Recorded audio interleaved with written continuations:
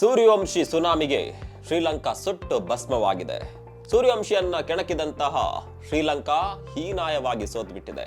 ಯಾವ ನಿರೀಕ್ಷೆ ಇತ್ತೋ ಅದು ನಿಜವಾಗಿದೆ. ಅದು ಕೂಡ ಕೇವಲ 11 ಬಾಲ್ಗಳಲ್ಲಿ. ಈ ಜಗತ್ನಲ್ಲಿ ಇಲ್ಲಿವರೆಗೆ ಕ್ರಿಕೆಟ್ ಲೋಕದಲ್ಲಿ ಕೇವಲ 11 ಬಾಲ್ಗಳಲ್ಲಿ, ಅದರಲ್ಲೂ ಕೂಡ ಲಿಸ್ಟ್ ಏನಲ್ಲಿ ಇಷ್ಟು ವೇಗವಾಗಿ ಯಾರು ಕೂಡ ಅರ್ಧಶತಕವನ್ನ ದಾಖಲಿಸಿರಲಿಲ್ಲ.